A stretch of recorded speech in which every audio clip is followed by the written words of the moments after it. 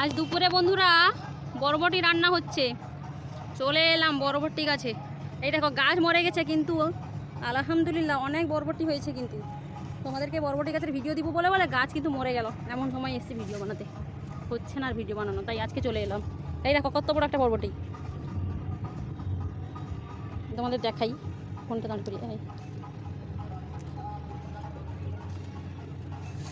সাপের মতো এক একটা ঝুলেছে, দেখো এমন।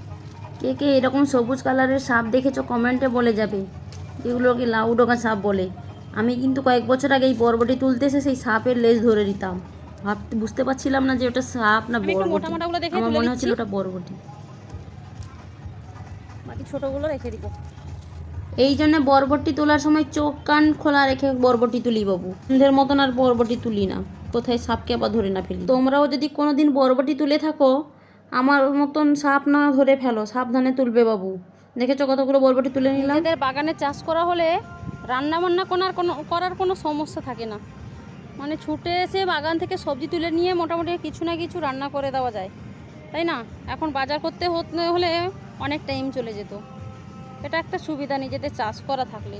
চাষের সবজির মূল্য আলাদা, যত খুশি খরচ করো খাও, কোনো গায়ে লাগবে না। না হলে টাকা আছে তো খাও, না হলে মুখ শুকিয়ে বসে থাকো।